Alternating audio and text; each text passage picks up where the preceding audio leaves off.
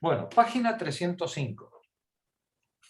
Habíamos estado viendo en las páginas anteriores las condiciones laborales en la alfarería, en la panadería, en distintos gremios de los no regulados por la ley fabril inglesa. Y os advertía la semana pasada que si creíais que lo que habíais visto era malo, no os imagináis lo que os queda todavía. Que viene. Lo que viene es verdaderamente pavoroso. Marx hace un verdadero ejercicio narrativo de selección de textos en un crescendo, ¿no? de barbarie, para que no nos anestesiemos rápidamente ante el horror de la explotación laboral. Habíamos visto la semana pasada, habíamos dejado cuando los jueces juzgan el accidente ferroviario y llegan a la conclusión de que sí, es verdad, trabajan 2 días seguidos los obreros ferroviarios, pero eso no les exime de la responsabilidad, ¿no? Y por tanto pues son culpables de homicidio, aunque le hacen ver a los patrones del ferrocarril que, hombre, que estaría bien que hicieran trabajar menos a su gente. Ahí está, vamos a continuar la lectura desde ahora sí, gracias. Abigarrado Tropel, ¿vale? Nani, adelante, por favor.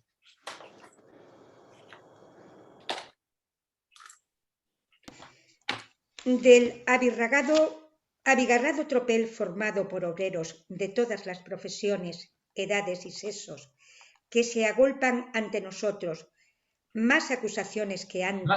Más acuciosamente que ante Odiseo, las almas de los victimados, y cuyo aspecto, sin necesidad de que lleven bajo el brazo los libros azules, nos revela a primera vista el exceso de trabajo, escogemos aún 2 figuras, cuyo sorprendente contraste demuestra que para el capital todos los hombres son iguales, una modista y un herrero de grueso. Y un herrero de grueso. Nos dice Marx con su ironía característica, dice: del abigarrado tropel formado por obreros de todas las profesiones, se agolpan ante nosotros más acuciosamente que ante Odiseo las almas de los victimados. Aquí está citando el capítulo 11, quiero recordar que es de la Odisea, en el que cuando Odiseo hace un sacrificio y se vierte la sangre de las cabras en el suelo, aparecen las almas de los penados atropellándose unos a otras para beberse la sangre, ¿no? Para beberse lo que les da, lo que las almas creen que les puede dar la vida, ¿no? Dice: de ese abigarrado tropel formado por obreros de todas las profesiones, dice, se agolpan ante nosotros más acuciosamente que ante Odiseo las almas de los victimados, y cuyo aspecto, sin necesidad de que lleven bajo el brazo los libros azules, sin necesidad de que muestren los libros azules del Parlamento, nos revela a primera vista el exceso de trabajo. Escogemos aún 2 figuras cuyo sorprendente contraste demuestra que para el capital todos los hombres y mujeres son iguales, una modista y un herrero de grueso. Adelante, Nani. En las últimas semanas de junio de 1863, todos los diarios de Londres publicaron una noticia con el título sensacional muerte por simple exceso de trabajo. Se trataba de la muerte de la modista Mary Ann Bulkley, de 20 años, empleada en un taller de modas, proveedor de la corte, respetabilísimo, explotado por una dama con el dulce nombre de Elisa. Se descubría nuevamente la vieja historia, tantas veces contadas. Estas muchachas trabajaban término medio de 16 horas y media, pero durante la temporada a menudo tenían que hacer 30 horas ininterrumpidas, movilizándose su fuerza de trabajo. Desfallecientes con el aporte ocasional de Jerez, Oporto, café. Oporto o café. Dice, normalmente trabajaban 16 horas, pero cuando llegaba la época de entregar los pedidos, aquello no tenía fin, ¿no? Y para estimularles o que no se desmayaran, ¿no? Pues en esa época, pues a base, ¿no? Esta señora tan gentil, Elisa, ¿no? Les daba ocasionalmente jerez, Y Oporto. Oporto y Oporto café. o café. Oporto Oporto, o sí. café, ¿no? Continúa. Había que terminar. Y la temporada precisamente estaba en su apogeo. Había que terminar en un abrir y cerrar de ojos. Por arte de encantamiento. Los espléndidos vestidos que ostentarían las nobles lady en el baile en homenaje de la recién importada princesa de Gales, Marianne. No, sí, no, el punto. Sí, la princesa de Gales. Ahí está. Exacto, sí, perdón. Marianne había trabajado 26 horas y media sin interrupción, junto a otras 60 muchachas. De a 30 una pieza que apenas contendría un tercio de las necesarias pulgadas cúbicas de aire. De noche dormían de 2 a 2 por cama, en uno de los cuchitriles sofocantes donde se habían improvisado, con diversos tabiques de tablas, un dormitorio. Un dormitorio. Lee por favor la nota 89. El doctor Letevy, médico de apelación de Beauharnois, ministro de Salud Pública, declaró entonces: para un adulto, el mínimo de aire que tendría que haber en un dormitorio es de 300 pies cúbicos y en un cuarto de estar de 500. El doctor Richardson, médico jefe en uno de los hospitales londinenses, declaró: las costureras de todo tipo, entre ellas las sombrereras, modistas y costureras ordinarias, padecen de 3 males: trabajo excesivo, falta de aire y comida deficiente, o digestión deficiente. Detente un momentito, ¿no? Nos dice el doctor, este doctor, dice, estas personas padecen de 3 males, ¿no? Trabajo excesivo, falta de aire y comida deficiente. Fijaos que para las tablas de la época, decir que el mínimo aire, el mínimo espacio que tiene que haber para que una persona pueda estar en unas condiciones vitales razonables, nos dice en un dormitorio es de 300 pies cúbicos y en un cuarto de 500 pies cúbicos. Eso es aproximadamente 8 entre 9 metros cúbicos, lo tenéis en la tabla de abajo, y 15 metros cúbicos. 9 metros cúbicos es un cuartucho de 3 por 3 por 3. Perdón, no, 3 por 3. No, que va. Menos. Va, 2 por 2, 4 por 2, 8. 2 por 2 por 2, ¿vale? Son 9 metros cúbicos, ¿vale? Y 15 metros cúbicos serían 2,5 por 2,5 por 2,5, poco más. Habría que coger la calculadora y mirarlo, ¿vale? Pero estamos hablando de que de un espacio vital, fijaos de qué dimensiones, de 2 a 2,5 metros de lado, que es poco más que lo que se le pondría a un cerdo o una vaca en un corral, ¿eh? Como espacio en el que pueda desarrollar su existencia, ¿vale? En este caso su trabajo, ¿vale?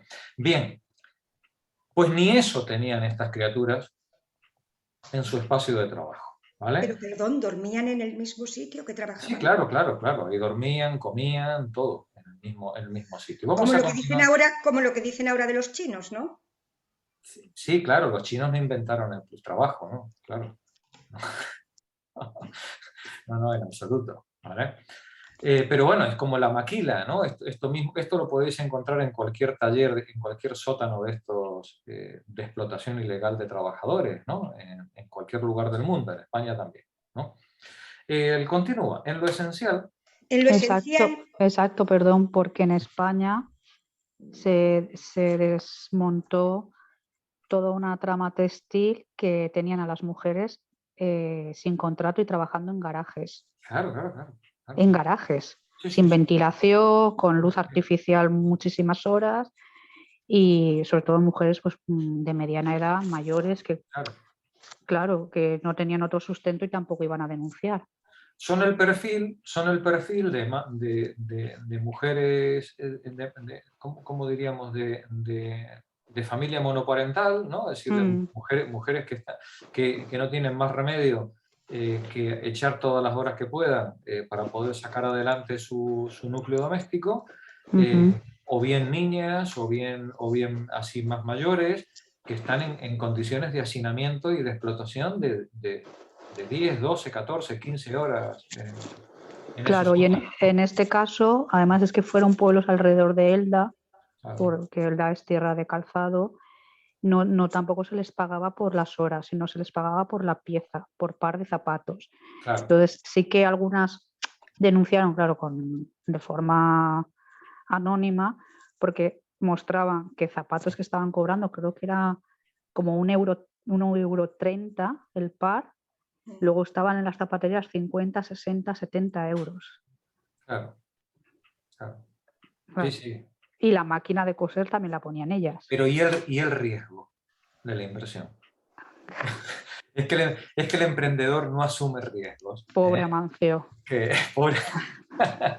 Y ahora encima ahora nos van a traer además a la emérito para Navidades. Y ahora el emérito también. Bueno, pues lo que nos está mostrando Marx es que esto que nos cuenta Pepa de Elda, que podéis ver en Barcelona, que se puede ver en cualquier barrio de la periferia de Valencia, que se puede ver en cualquier lugar del mundo, pero sobre todo donde está presente de forma masiva y estructural es en Centroáfrica, en Sudamérica, en el sudeste asiático, ¿no? Que son los lugares a los que el capital emigra, ¿no? Para poder explotar en condiciones más razonables para ellos esa mano de obra que no está sindicada, ni tiene protección laboral, ni tiene absolutamente protección social, ni seguridad en el trabajo, ni absolutamente nada, ¿no? Bien, pues esas son las condiciones. Marx aquí nos está hablando de las condiciones de trabajo allí donde la legislación no ha llegado. Fijaos que el capítulo empezaba con las leyes fabriles, ¿no? Y eso, como decía Marx irónicamente, era poco menos que el paraíso de la explotación laboral en comparación con aquellos lugares a los que la ley no ha llegado. Y ahora llevamos todo este epígrafe hablando, pues eso, pues de la pottery, la cerámica, la fundición, el ferroviario, la costura, todos estos lugares a donde la ley fabril no había llegado. Y por tanto, la capacidad de explotación del empresario no tenía límite. Bueno, la muerte del trabajador. El límite era la muerte del trabajador, ¿no? Es decir, o no encontrar trabajadores. Ese era el único límite que podía encontrar. Continúa la lectura, por favor, Nani. En lo esencial, este tipo de trabajo se adapta infinitamente mejor a las mujeres que a los hombres. Pero la desgracia de la industria, especialmente en la metrópolis, es que está monopolizada por unos 26 capitalistas que, aprovechándose de las ventajas que derivan del capital, arrancan economía del trabajo. Quiere decir que economizan desembolsos derrochando fuerza de trabajo. ¿Qué quiere decir economizar el trabajo? Pues conseguir mayor cantidad de horas de trabajo a menor salario, ¿no? Claro, pero fíjate, ese es todo el arte, ese es todo el arte que tiene. Y prácticamente que hemos adelantado. Ahí está la cuestión. Esa es una de, mira, Marx tiene muchas lecciones que enseñarnos, ¿vale? Y la lección de este capítulo es que la única manera de poner freno, que no solucionar los problemas del capital, pero sí por lo menos ponerle freno, la única manera de ponerle freno es con leyes coercitivas. Esto no es un problema moral. Esto ocurre porque las leyes de la competencia empujan a los empresarios a funcionar con la mano de obra de esta manera. La única manera de poner freno a esta explotación descontrolada es poner controles. poner leyes coercitivas que impidan no que el trabajador explote al obrero, que impidan, esto fijaos si es serio el asunto, que el obrero esté tan desesperado que esté dispuesto a vender su fuerza de trabajo por debajo de su valor. Ese es el problema. El empresario siempre va a intentar obtener todo el trabajo posible al menor salario. Como podríamos decir que es casi su función. La ley lo que tiene que evitar es que los trabajadores se vean obligados a eso, o, si se vieran obligados, a que eso tenga freno. Eso es lo que tiene que evitar la ley. Porque si no, siempre va a haber alguien más desesperado que otro que esté dispuesto a soportar unas condiciones indignas. Siempre lo va a haber. Siempre va a haber alguien más desesperado que otro. La ley tiene que poner un límite y decir, no, perdone, el salario mínimo es este, la jornada laboral máxima es esta, las condiciones de salubridad son estas. Y ahora usted, empresario, compita con sus iguales dentro de estos límites. Porque si no ponemos límite, la competencia siempre es al precio de la salud y del trabajo del trabajador. Pero el problema, Jorge, es que no hay voluntad política. ¡Ay, claro! Porque, bueno, ya sabemos que el PSOE no es de izquierdas, pero me refiero con todo lo que se sabe. Luego, por ejemplo, el tema de jornaleros y jornaleras que viven en chabolas, o sea, que está a la vista de todo el mundo y que no haya ninguna inspección. Claro. Yo no sé cómo no pasan más cosas. Pero es que... Entonces, claro, pero es que es una indefensión. Pero y luego si encima tú denuncias no eres ni un testigo protegido ni nada, o sea, estás expuesto a, como pasa con los casos de corrupción. Entonces, claro, está montado el sistema de tal manera que dices, bueno, es que estamos como hace 2 siglos. No llevamos las cadenas de hierro, pero son otro tipo de cadenas. Llevamos las del banco, da igual. Claro. Sí, lo tremendo de leer El Capital es que tomas conciencia de que no han cambiado tanto las cosas. Es actual, que es actual. ¿No? Sí, es actual. Parece que cuando hablamos de Marx hablamos de un señor gordo que está desfasado, ¿no? Y con barba. Oye, y resulta que nos está hablando de lo que ocurre a nuestro alrededor. Hoy. Esto es lo tremendo del tema. Pero efectivamente, como dice Pepa, el Estado, que no es otra cosa que el Consejo de Administración de los grandes tenedores de capital, lógicamente hace todo lo posible por eludir su responsabilidad en esta situación, porque vive de esto. El capital vive de la explotación de la mano de obra. Por tanto, hará las modificaciones legislativas que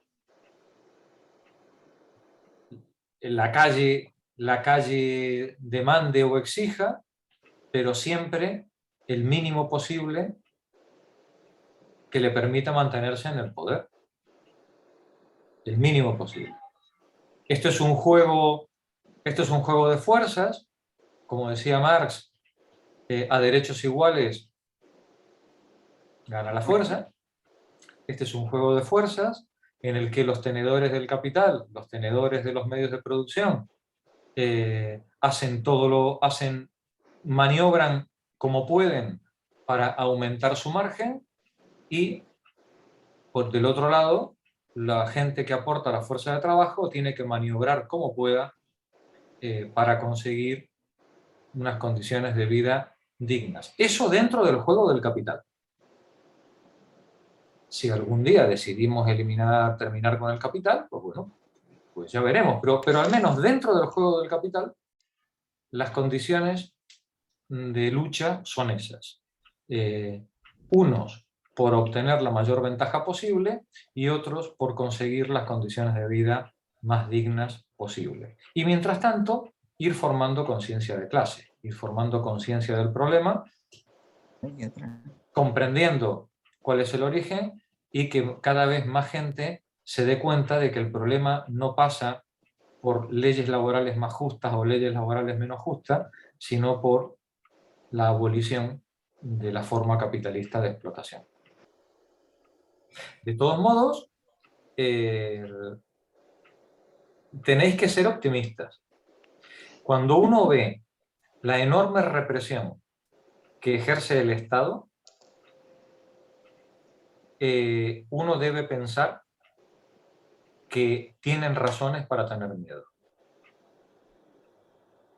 Así que la cosa no pinta tan mal, ¿vale?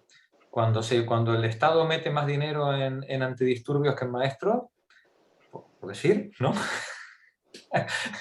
Sí, por algo será, ¿vale? Eso quiere decir que tan desorientadas no estamos y que tan inanes nuestras acciones no son. ¿Que no son suficientes? Por supuesto. ¿Que sería deseable que fueran mejor organizadas y más? Por supuesto. Pero tienen miedo, ¿eh? Tienen miedo. Y la prueba del miedo que tienen son toda la fuerza represiva de la que disponen para controlarlos con actos que se puedan presentar. El otro día con los mineros mandaron hasta tanquetas, ¿eh? ¿Vale? Decían que los legionarios estaban entrenándose con los policías y los No, decían no, para Los legionarios están recibiendo entrenamiento, entrenamiento de represión urbana, ¿eh? Sí, Entrenamiento de control policial. Sí. Con un gobierno socialdemócrata. Sí. Ese es el Marlaska, que es un ídolo de la democracia y ahí lo tenemos. Y se va a Castel, que están diciendo que ni pincha ni corta ni ha hecho nada. La gente prácticamente está diciendo que qué bien. Y bueno, y este señor está ahí como... Sí, a Marlaska no lo mueve nadie. Pero gobierno socialdemócrata en coalición con Unidas Podemos, ¿eh? Hombre. Buenas tardes. El gobierno más progresista de la historia. De la historia, sí. Y el más radical también, dice, ¿no? Bolivariano. Laulona. Ya te pareces a Laulona, Paco. Bueno, pues imaginaos cómo estaríamos sin eso, ¿no? En fin, yo creo que hay motivos para ser optimista, pero tampoco hay que ser delirantes, ¿no? Es decir, se puede ser optimista moderadamente, ¿no? En esto, ¿vale? Bien, adelante. Estábamos leyendo, Nani. Continúa la nota, termínala, por favor. Su poder se hace sentir en todo el dominio de esta clase de trabajadoras. Si una modista consigue una reducida clientela, la competencia la obliga, para conservarla, a matarse en su casa trabajando, y necesariamente tiene que infligir el mismo trabajo excesivo a sus ayudantas. Si fracasa o no puede establecerse por su cuenta, habrá de dirigirse a un establecimiento en el que no trabajará menos, pero tendrá segura la paga. Detente un momentito. ¿Os dais cuenta que lo que está describiendo aquí el médico Fabril, lo que está describiendo es la autoexplotación del pequeño autónomo, diríamos hoy, ¿no? Emprendedor. El pequeño, digamos, todavía no llega a emprendedor, ¿no? Digamos, es el autónomo que ha conseguido un contratillo sin seguridad social, contra factura en el representante principal, que es el que le paga, y para poder sacar el trabajo adelante, no solamente se autoexplota, sino que tiene que explotar y machacar a las 3 o 4 pobres desgraciadas que se han juntado con él. Y más le vale que le salga bien, porque como le salga mal, va a tener que desclasarse, dejar de ser emprendedor e ir a vender la fuerza de trabajo por un salario misérrimo, en las mismas condiciones que estaban antes sus explotadas, ¿no? Pero con otro empleador que le pueda sacar la chicha a ella.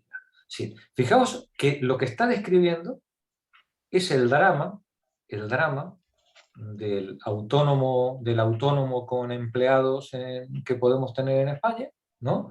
Que para poder pagar los seguros sociales, poder pagar el IVA, poder mantener las infraestructuras, renovar el equipo, pagar las herramientas, porque además esta gente, igual que decía antes Pepa, de las costureras que tienen que ir con su propia máquina de coser, ¿no? Estas también.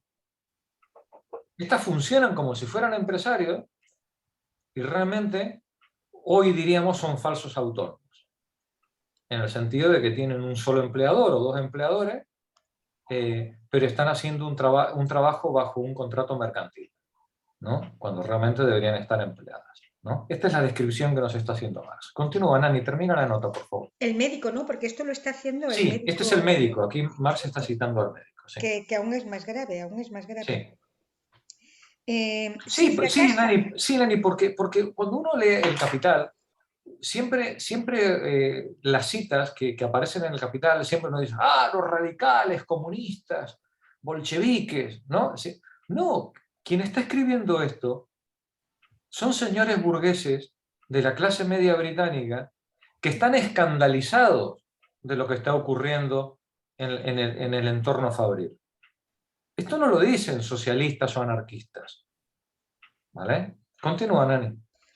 Si fracasa o no puede establecerse por su cuenta, habrá de dirigirse a un establecimiento en el que no trabajará menos, pero tendrá segura la paga.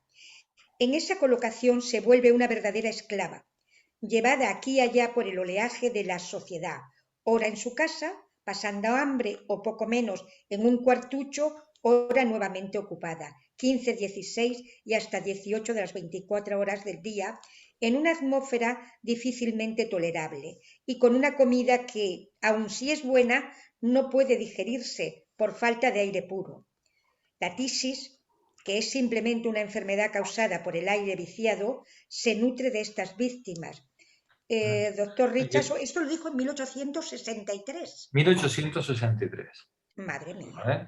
1863. Hace ya 200 y pico de 150 años largos, ¿no? Eso sí, que han pasado de esto. ¿Vale? Continúa, Monse, por favor. Vamos arriba. Y este era uno de los mejores talleres de Londres. Y este era uno de los mejores talleres de moda de Londres. El que hacía la ropa para todo el pijerío de las bodas de la alta sociedad, ¿no? Adelante. Marianne Walkley cayó enferma el viernes y murió el domingo, sin concluir, para asombro de la señora Elisa, el último aderezo. Es que tiene la desvergüenza de morirse sin acabar el vestido. Fíjate tú, ¿no? Continúa. El médico, señor Kiss, tardíamente llamado al lecho de agonía, testimonió escuetamente ante la comisión forense: Marianne murió a causa de largas horas de trabajo en un taller donde la gente está hacinada y en un dormitorio pequeñísimo y mal ventilado. ¿Qué has dicho?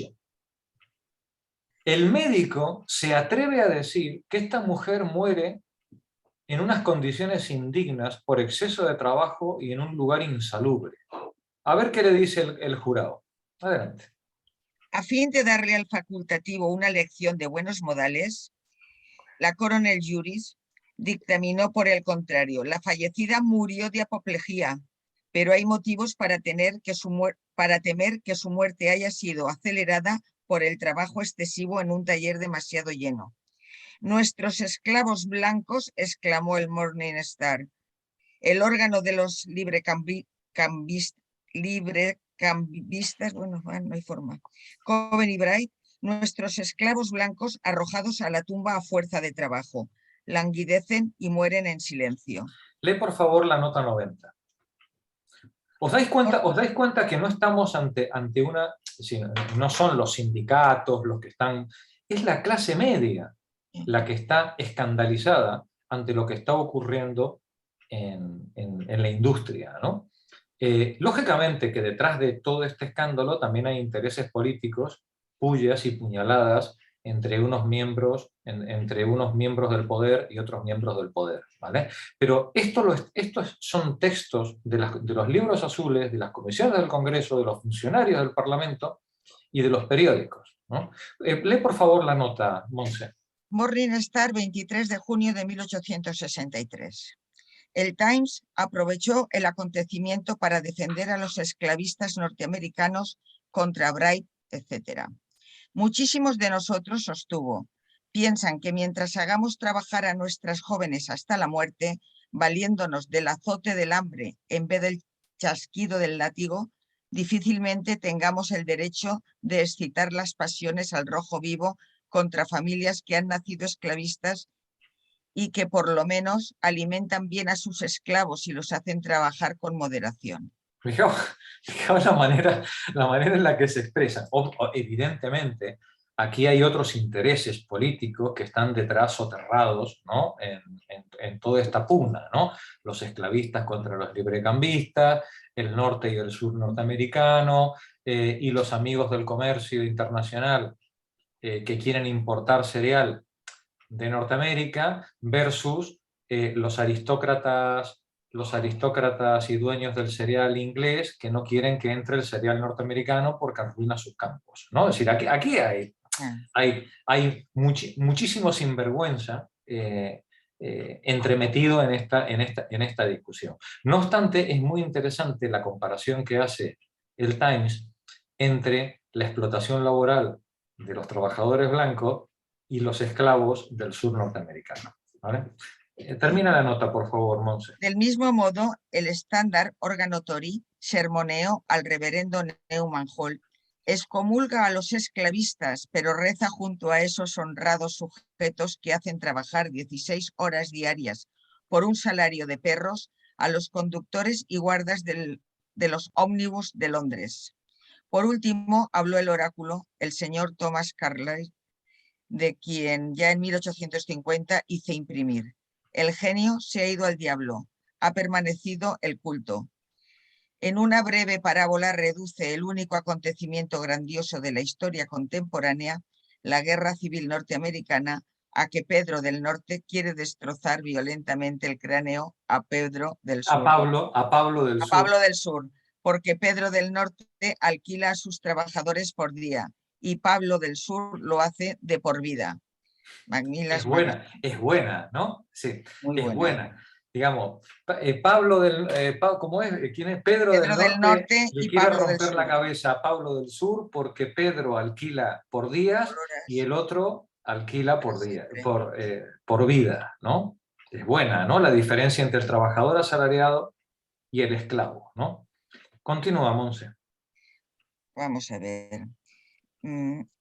Ilias Americanos, cuaderno de agosto de 19...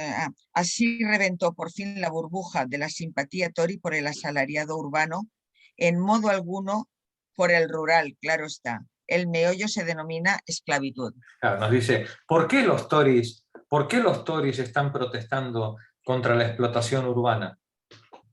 Porque la burguesía urbana es su enemigo político, pero no vas a oír a ningún Tory hablar de la explotación de los peones agrícolas, ¿vale?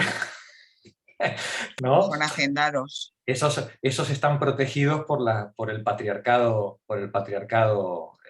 del campo británico, ¿no? Si forman parte de la familia, no compares, ¿vale? Un explotado urbano con un explotado del campo. Gracias, Monse. Continúa la lectura, Julián. Trabajar hasta la muerte. Trabajar hasta la muerte es la orden del día, no solo en los talleres de las modistas, sino en otros 1000 lugares, en todo sitio donde el negocio marche. Tomemos como ejemplo al herrero del Grueso. Si hemos de prestar crédito a los poetas, no hay hombre más vigoroso, más alegre que el herrero. Se levanta temprano y saca chispas al sol. Come y bebe y duerme como nadie. Si trabaja con moderación, en efecto, ocupa una de las mejores posiciones humanas físicamente hablando. Pero nosotros lo seguimos en la ciudad y vemos el peso del trabajo que recae en este hombre fuerte.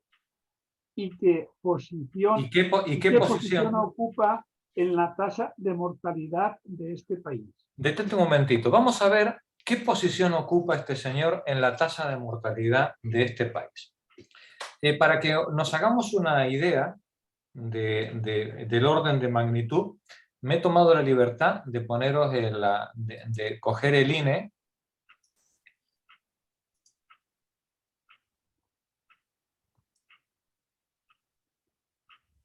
Aquí tenéis el Instituto Nacional de Estadística. Y aquí veis, en España, la esperanza de vida al nacer, la esperanza de vida... Bueno, la esperanza de vida al nacer, fijaos qué interesante, qué dramático.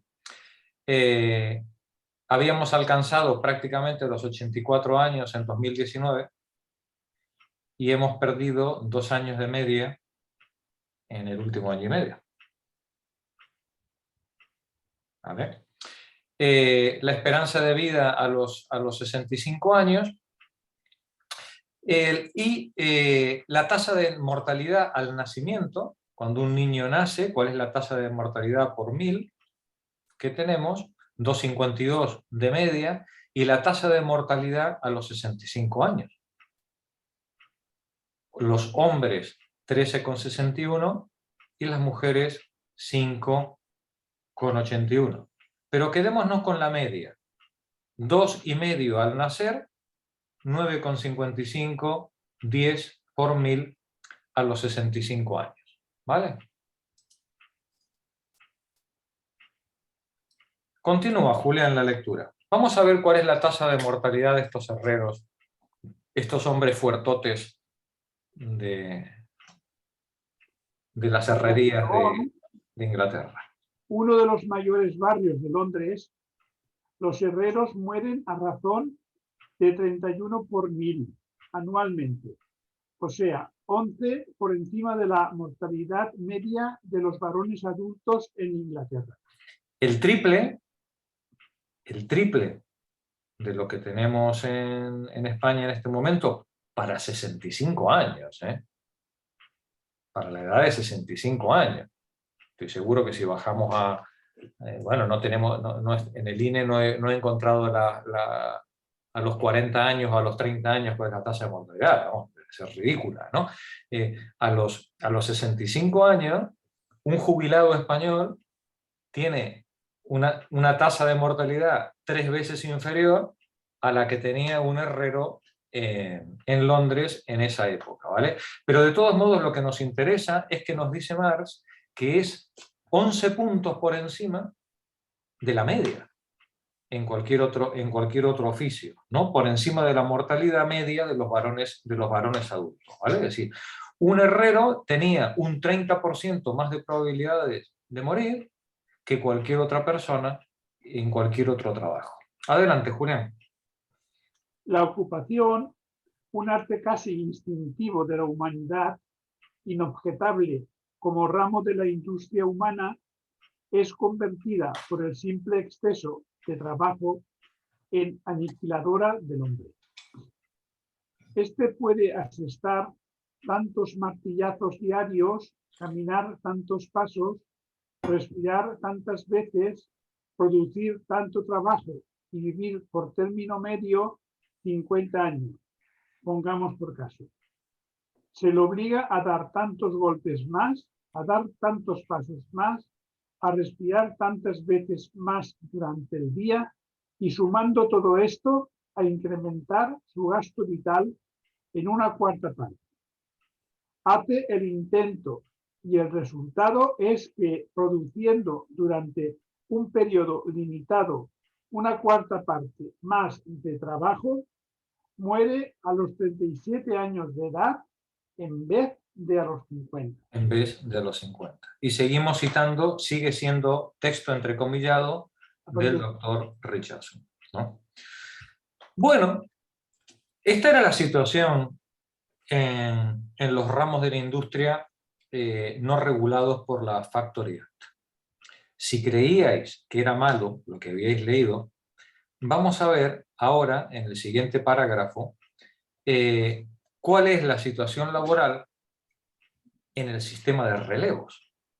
Porque recordemos que uno de los problemas más indeseables a los que se enfrenta el capital es que Dios hizo que la Tierra girara y que el día tuviera 24 horas, ¿no? Ese fue un error de diseño por parte del Creador, que hace que, claro, que si el día tiene día y noche, pues esto afecta a las condiciones laborales, entre otras cosas porque cambia la calefacción, cambia la iluminación, y encima además los seres vivos como los mamíferos, pues además duermen. Y si no les dejas dormir, se mueren, ¿no? Entonces, claro, esto genera problemas de organización fabril muy serios, porque recordaréis, cuando estudiamos el capital constante y el capital variable, recordaréis que nuestro emprendedor hace una inversión en capital constante para poder extraer plusvalor al capital variable. No puede extraer plusvalor si no pone a su disposición capital constante. Es necesario, para poder explotar la mano de obra, suministrarle materia prima, herramienta y combustible para poder sacarle la chicha.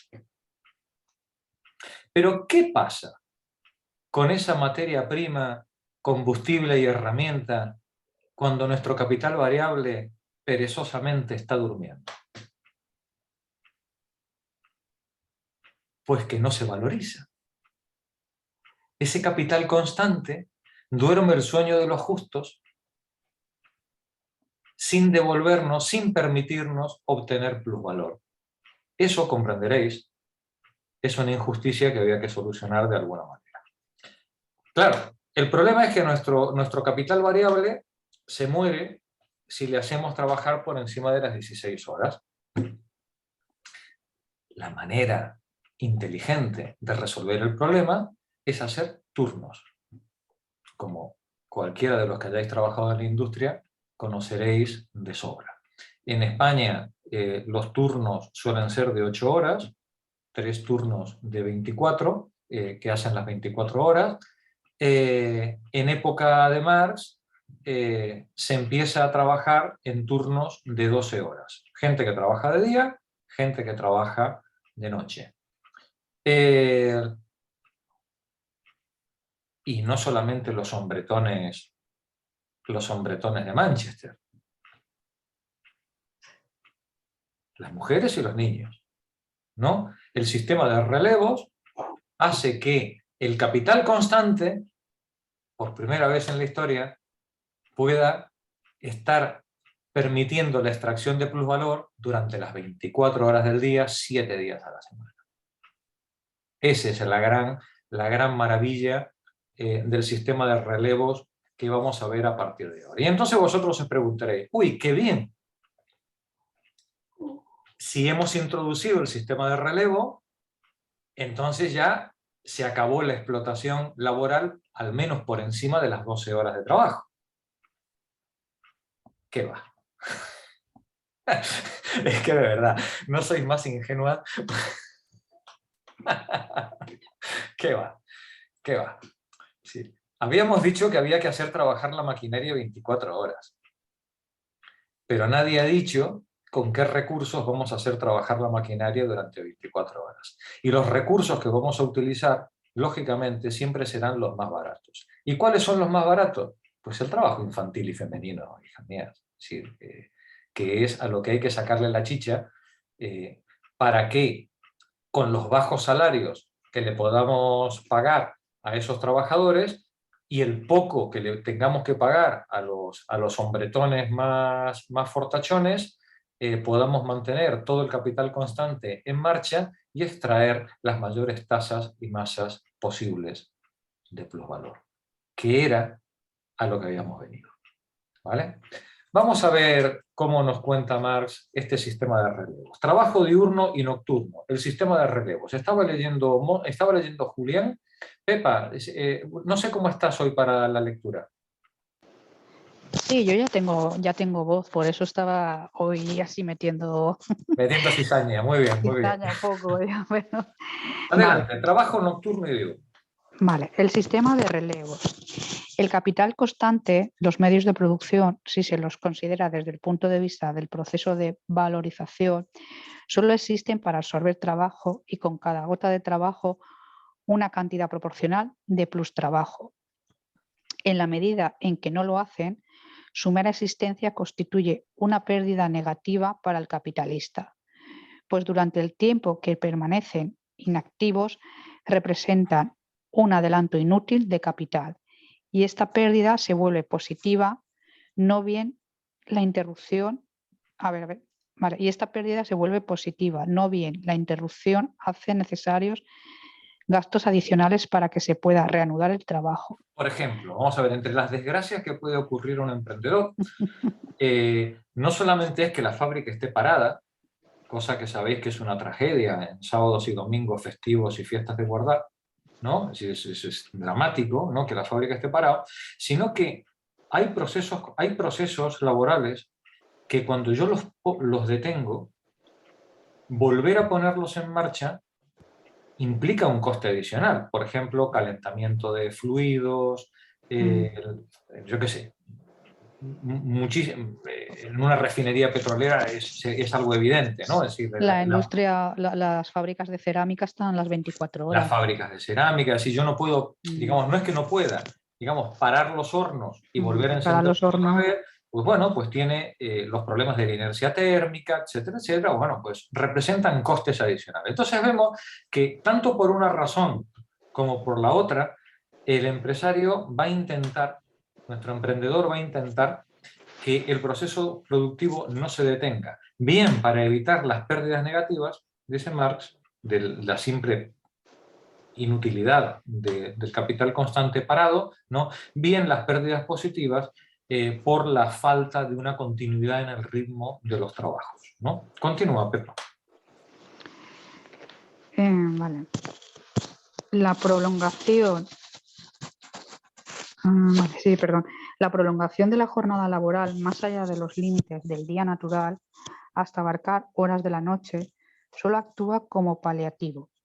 Mitiga apenas la sed vampiresca de sangre viva de trabajo. Apropiarse de trabajo durante todas las 24 horas del día es, por consiguiente, la tendencia inmanente de la producción capitalista.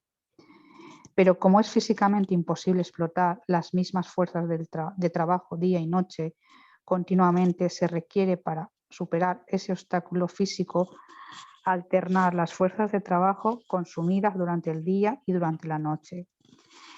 Esta alternancia admite diversos métodos.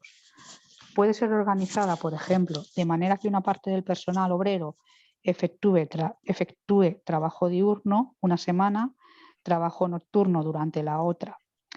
Es sabido que este sistema de relevos, esta economía de alternación, predomina en el periodo juvenil y pletórico de la industria algodonera inglesa y que actualmente florece en las hilanderías de algodón de Moscú. Como sistema, este proceso de producción de 24 horas existe aún actualmente en muchos ramos industriales británicos hasta hoy libres. Quiere decir sin regulación legal, ¿vale? Continúa. Entre otros en los altos hornos, forjas, talleres de laminación y otras manufacturas de metales en Inglaterra, Gales y Escocia. El proceso de trabajo comprende aquí, además de las 24 horas de los 6 días laborales, la mayor parte de las 24 horas del domingo. El personal obrero se compone de hombres y mujeres, de adultos y menores de uno u otro sexo. La edad de los niños y jóvenes recorre todos los estadios intermedios que van de los 8, en algunos casos de los 6, también a los 18. Sí, es que tenía aquí yo una errata. En algunos ramos, muchachas y mujeres trabajan también de noche, junto al personal masculino. Vale. Estamos viendo que el sistema de relevos nos permite trabajar los 7 días de la semana, prácticamente los 7 días de semana, y vosotros diréis, ¿y por qué no los 7 completos? Jolín, porque la máquina también hay que echarle aceite, ¿vale? Que es otro error de diseño del creador, ¿no? Que ¿Qué le vamos a hacer? También hay que hacer mantenimiento, hay que limpiar, en fin, hay que hacer cosas que, bueno, que no permite que estemos permanentemente trabajando. Alguna parada de vez en cuando hay que hacer, las mínimas. Lee, por favor, la nota 93. Vale. Tanto en Staffordshire. Ay, menos mal que lo has dicho tú, porque mi inglés es bastante malo. Tanto en eso como en Gales del Sur, las muchachas y mujeres trabajan en las minas de carbón y en los vaciaderos de coque, no solo de día, sino también de noche. A menudo se ha citado esta práctica en informes presentados al Parlamento, indicándose que la misma trae consigo males considerables y manifiestos. Estas mujeres que trabajan junto a los hombres y apenas se distinguen de ellos por su vestimenta, tiznadas y mugrientas, se hallan expuestas al deterioro de su carácter, resultante de esa pérdida de respeto de sí mismas, que es la consecuencia casi obligada de su ocupación nada femenina. Fijaos la preocupación del burgués que está escribiendo el informe, ¿no? Muy machista, además. Claro, que digamos, es escandaloso las horas que están echando, pero es que además están tiznadas, mugrientas y trabajando junto a hombres sin ninguna distinción. ¡Qué vergüenza! ¿No? ¿Qué pintas, no? ¿Qué pintas? Bueno, sea por una razón o sea por otra. Que refleja esta realidad. ¿Cómo dice Juan? ¿Cómo dice Juan? Que había una película que refleja muy bien esta realidad minera de la gente. No me acuerdo el nombre. Yo la he visto. Sí, hay varias. Sí. Sí, hay varias películas. Podemos hacer una lista. Tengo mala conexión, no escucho bien. No sé si me corta. Sí, no se te oye bien, es verdad. De todas formas, aparte de las películas, en Cuenca, bueno, en la provincia de Cuenca, no recuerdo el nombre, luego lo pasaré, hay una mina muy famosa que ahora se hacen visitas turísticas, que estuvo hasta los años 60 y es terrible porque aparte de que está narrada la historia de la mina y fotografiada y documentada, los niveles de explotación eran extremos, tanto de hombres como de mujeres y menores, e incluso, yo ya sé que soy muy de animalitos, como las mulas y los burros que se utilizaban para ese trabajo, no que, vamos, más que se oponían, se resistían. Entonces el método fue bajar a los animales a la mina y que allí tuvieran descendencia, acostumbrarlos ya a la oscuridad, a la falta de ventilación y todas las malas condiciones en las que trabajaban el resto de hombres y mujeres. Entonces, la verdad que es siniestro, ¿eh? Es siniestro. Y estamos hablando de que se cerró en los años 60. Sí, que esto no es del siglo pasado. Que no es del siglo pasado y que la puedes visitar y es que dan ganas de salir corriendo de allí. En este momento, en ese otro emporio de la democracia europea que es Turquía, por ejemplo, en las minas se sigue utilizando trabajo infantil. Y parece que la Comisión Europea mira para otro lado, ¿no? Con muchas de estas cosas, ¿no?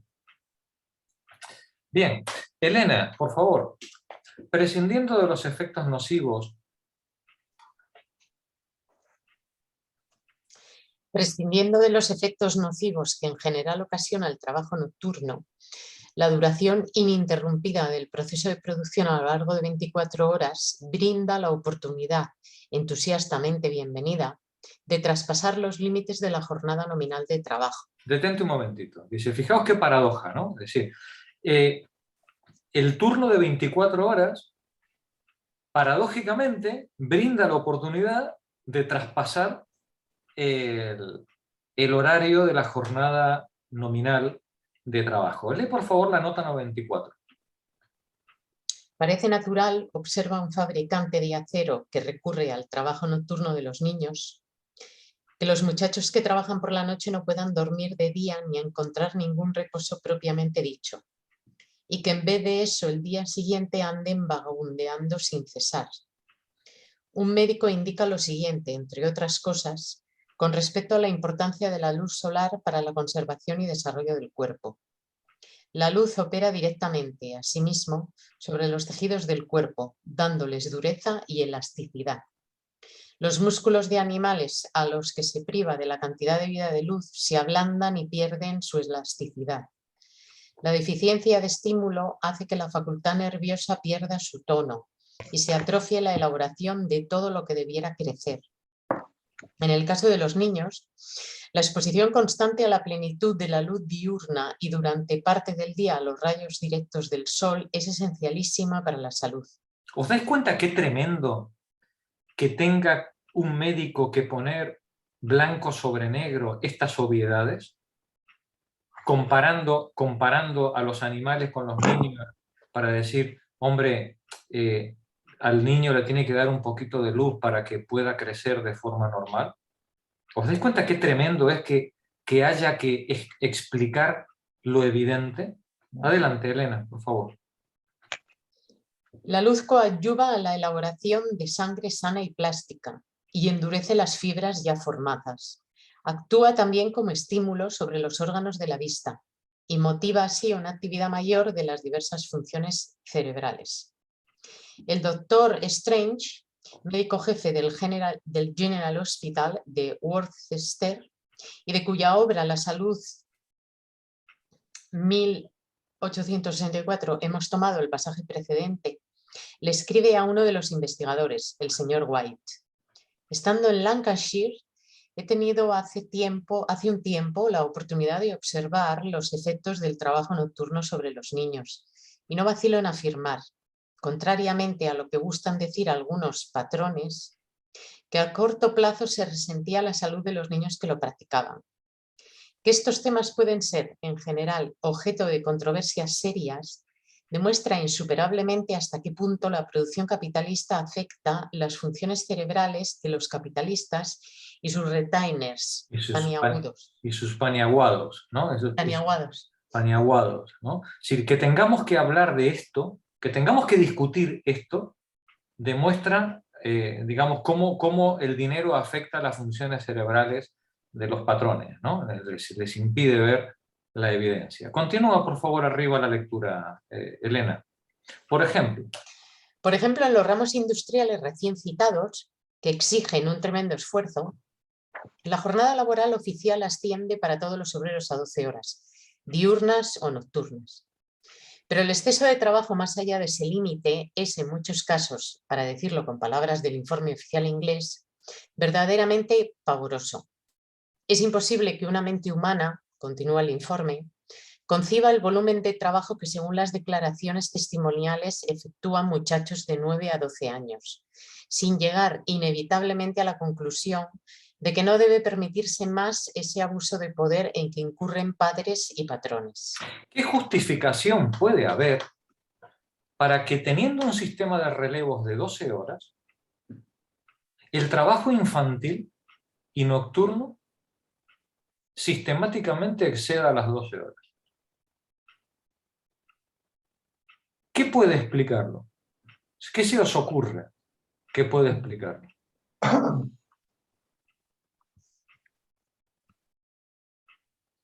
¿Se le pagaba menos a los niños? Claro. Se les pagaba menos. Y protestaban menos. Y protestaban menos, claro. Sí, el trabajo de los hombres adultos era un trabajo más caro. Está claro que era un trabajo más fuerte y que eran capaces de hacer más cosas, pero como decía un emprendedor que yo conocí, oye, el 95% del trabajo también lo hacían los otros por la mitad del sueldo. ¿Vale? Sí. Entonces, en el sistema de relevo, si alguien tenía que echar horas extra, la echaban los que menos salario cobraban, que eran los niños o las mujeres, ¿no? Adelante, Alfonso. La práctica de hacer trabajar a los muchachos día y noche, alternadamente, tanto cuando las cosas se desenvuelven de manera normal como cuando hay obligaciones perentorias, lleva a una inicua prolongación de la jornada laboral. Esta prolongación en muchos casos no solo es cruel, sino realmente increíble, como no puede dejar de ocurrir por una u otra causa, falta de tanto en tanto uno de los muchachos de relevo. Cuando esto sucede, uno más de los muchachos presentes que ya han terminado su jornada tienen que suplir al ausente. Este sistema es de conocimiento tan general que habiéndole preguntado al gerente de un taller de laminación cómo se cubría el lugar de los muchachos del relevo cuando faltaban, me respondió: sé bien que usted lo sabe tan bien como yo, y no tuvo ningún inconveniente en admitir el hecho. Es decir, cuando falta alguien en el relevo, el que tiene que abandonar el turno lo dobla, se queda, ¿vale? Y sigue trabajando. Adelante. En un taller de laminación, donde la jornada nominal duraba 11 horas y media para el obrero individual, un muchacho trabajaba 4 noches todas las semanas, por lo menos hasta las 8:30 de la noche del día siguiente, y esto durante 6 meses. Otro, a la edad de 9 años, a veces trabajaba 3 turnos consecutivos de 12 horas, y a los 10 años de edad, 2 días y 2 noches seguidos.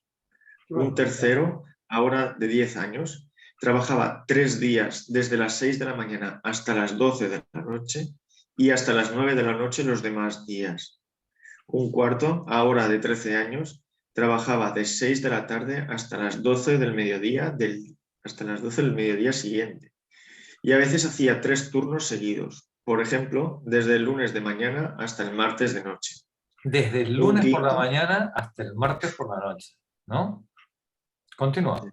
36, estamos hablando de 36 horas seguidas de trabajo, ¿no? Sin parar, ¿no? Adelante. Un quinto, ahora de 12 años, trabajó en una fundición de hierro de Stavely desde las 6 de la mañana hasta las 12 de la noche durante una quincena, pero ahora está incapacitado para seguirlo haciendo. George Allingworth, de 9 años, vine aquí el viernes pasado. El día siguiente tuvimos que empezar a las 3 de la mañana, así que pasé toda la noche aquí. Vivo a 5 millas de aquí. Dormí en el suelo sobre un mandil y me tapé con una chaquetita. Los otros 2 días estuve aquí a las 6 de la mañana. Claro que sí, es un lugar caluroso este. Antes de venir aquí trabajé también un año entero en un alto horno. Era una fábrica muy grande, en el campo. También empezaba el sábado a las 3 de la mañana, pero estaba muy cerca de casa y podía dormir en casa. Otros días empezaba a las 6 de la mañana y terminaba a las 6 o 7 de la tarde, etc. Lee la nota 98, por favor. Vamos a ver cuál era la situación, podríamos decir, espiritual, ¿no? de esta pobre gente, ¿no? Es decir, ¿cómo vive alguien que trabaja 16, 18, 20, 36 horas, ¿no? Es decir, ¿cómo vive esta gente, ¿no? Adelante. El nivel cultural de estas fuerzas de trabajo no podía ser otro que el que revelan los diálogos siguientes con el comisionado. Jeremiah Hines, de 12 años, 4 por 4 son 8, pero 4 cuatros son 16. Un rey es ese que tiene todo el dinero y el oro. Un rey es ese que tiene todo el dinero y el oro. Eso lo tenía claro, ¿no?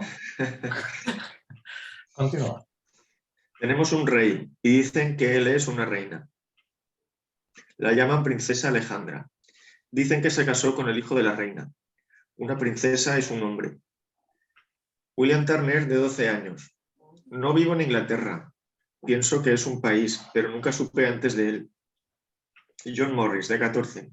Oí decir que Dios hizo el mundo y que ahogó a toda la gente, menos a uno. Oí decir que ese que quedó era un pajarito. William Smith, de 15 años. Dios hizo al hombre, el hombre hizo a la mujer. Edward Taylor, de 15. No sé qué es Londres. Henry Matthew Mann, de 17. A veces voy a la iglesia. Un hombre del que predican es un tal Jesucristo, pero no puedo decir ningún otro nombre. Y tampoco puedo decir nada de él. No lo asesinaron. sino que murió como otra gente. En cierto sentido no era igual a la otra gente, porque en cierto sentido era religioso y otros no lo es. El diablo es una buena persona, no sé dónde vive. Cristo era un tipo perverso. Esta muchacha, 10 años, deletrea Dios igual a perro y no conoce el nombre de la reina. El mismo sistema de las manufacturas de metal citadas prevalece en las fábricas de vidrio y de papel.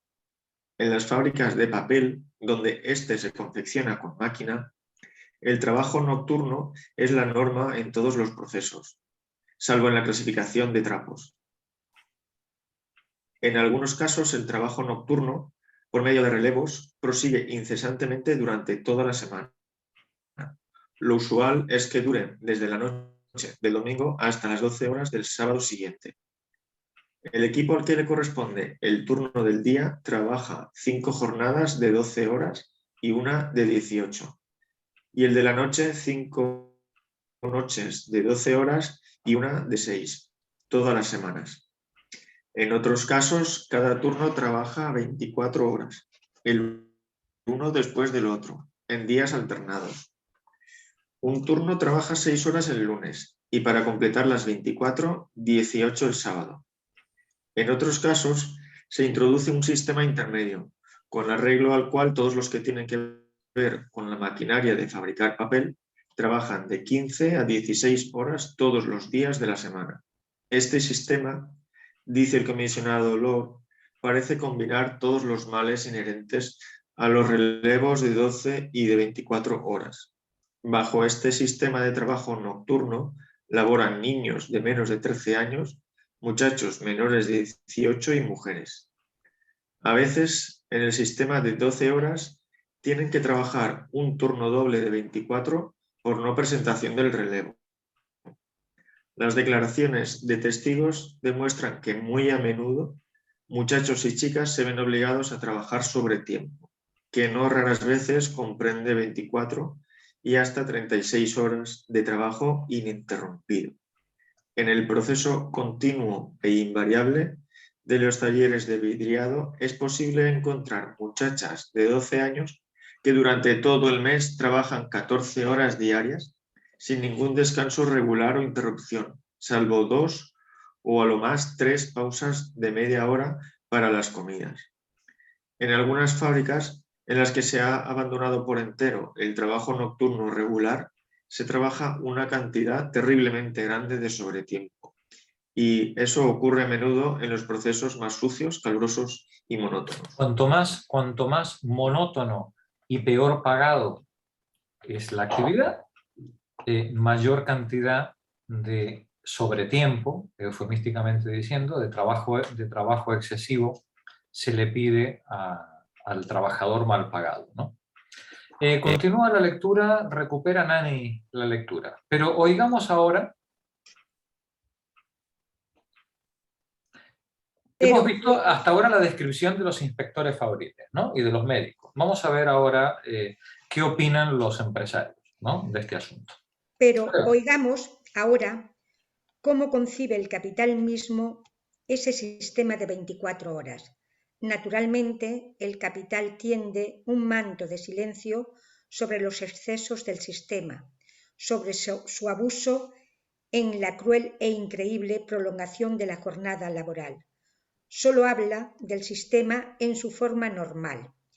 Los señores Naylor y Birker, fabricantes de acero, emplean de 600 a 700 personas, de las cuales solo el 10% son menores de 18 años. De estos muchachos, solamente 20, a su vez, integran el personal nocturno. Naylor y Birker se expresan de la siguiente manera. Los muchachos no sufren en absoluto por el calor. La temperatura es probablemente de 86 a 90 grados. 28 a 30 grados centígrados. Sí. En las forjas y los talleres de laminación, la mano de obra trabaja por turnos día y noche, pero en todas las demás partes de la fábrica rige el trabajo diurno, de 6 de la mañana a 6 de la tarde. En la forja se trabaja de 12 a 12. Algunos obreros trabajan siempre de noche, sin ninguna alternación de trabajo diurno y nocturno. Hemos llegado a la conclusión de que el trabajo diurno o el nocturno no producen ninguna diferencia en la salud. Entre comillas nos dice de los señores Naylor. Los señores Naylor y Vickers, a ellos no les afecta para nada. Para nada. Y probablemente la gente puede dormir mejor si tiene siempre el mismo periodo de descanso que si éste cambia. Aproximadamente 20 menores de 18 años trabajan en el equipo de la noche. No podríamos arreglarnos bien sin el trabajo nocturno de menores de 18 años. Fijaos qué interesante, no podríamos arreglarnos, la fábrica no puede funcionar sin el trabajo de esos niños. Oye, no me seas bolivariana, ¿vale? Continúa, Nani. La objeción sería el incremento en el costo de producción. Es difícil conseguir obreros expertos y capataces, pero muchachos conseguimos la cantidad que queramos. Muchachos conseguimos la cantidad que queramos. Obreros adultos y experimentados, no, de eso no hay, ¿vale? Y si no pudiéramos meter a estos muchachos, se incrementaría el coste de producción. La pregunta, respondiendo al problema que planteaba Pepa antes, es, ¿y qué pasa si se incrementa el coste de producción? Pues que el tornillo, en vez de valer 10 céntimos, va a valer 11 céntimos. ¿Eso afecta a las leyes de la competencia en el mercado? No, si la ley alcanza a todos los fabricantes de tornillos, todos los fabricantes de tornillos van a tener un incremento de coste de 1 céntimo, ¿vale? Y ese tornillo se venderá a 1 céntimo. El consumidor tendrá que hacer frente a un precio de 1 céntimo más por cada tornillo y por tanto el salario del consumidor también tendrá que subir en el céntimo proporcional para que pueda mantener su nivel de vida. No hay ningún problema. Lo único que vamos a cambiar, incrementando el coste de producción en ese céntimo, es la distancia entre pobres y ricos. Es lo único que cambia. Es decir, si hay alguna persona cuya capacidad de consumo se vea afectada, es la de los patrones. Punto. ¿Vale? No hay ningún otro problema en todo esto. Pero, como bien nos dicen los señores Vickers y Naylors, ¿no? La objeción sería el incremento de los costes de producción. Continúa, Nani, por favor. Es difícil, no sé si era esta. Sí, continúa. Es difícil conseguir obreros expertos y capataces. Pero muchachos, conseguimos la cantidad que queremos. Naturalmente, si tenemos en cuenta la pequeña proporción de jóvenes a los que damos empleo, las restricciones de trabajo nocturno son de poca importancia o interés para nosotros. Pero que no son de poca importancia, pero que no nos lo quiten, ¿vale? Exacto. Continúa, Monse. El señor Ellis. El señor J. Ellis, de la firma de los señores John Brown & Company, fábricas de hierro y acero que emplean 3.000 hombres y muchachos y que para una parte del trabajo siderúrgico más pesado aplican precisamente el sistema de día y noche con relevos, declara que en la dura labor de las acerías hay 1 o 2 muchachos por cada 2 hombres. El 50%, ¿eh? 1 o 2 muchachos, el 50 o 60% del personal, ¿vale? Continúa. Su firma emplea 500 menores de 18 años, de los cuales aproximadamente la tercera parte, o sea, 170, no tiene 13 años.